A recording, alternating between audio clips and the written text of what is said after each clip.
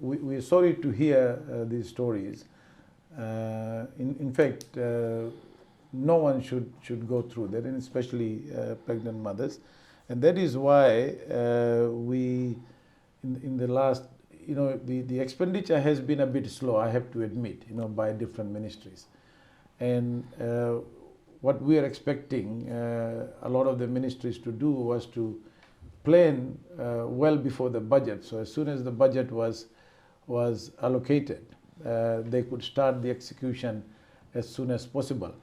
Sometimes, things get delayed, through tender process and other financial management, procurement processes. We appreciate that, but the point that you have made, is important, that we cannot have that situation. So the Minister for Health knows this, we know this, and we from the Ministry of National Planning, the Strategic Planning Office, we have set up a monitoring and evaluation.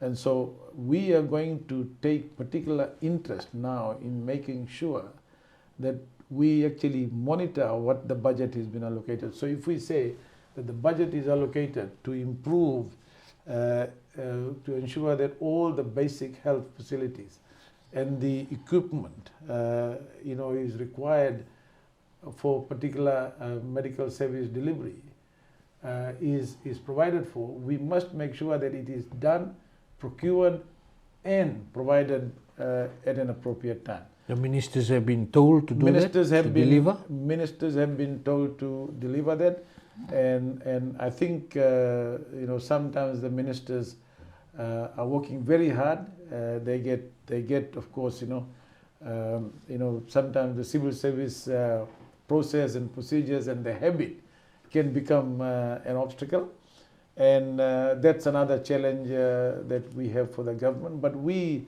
are confident. Many of the civil servants in many of the ministries are working very hard, and I want to thank all of them.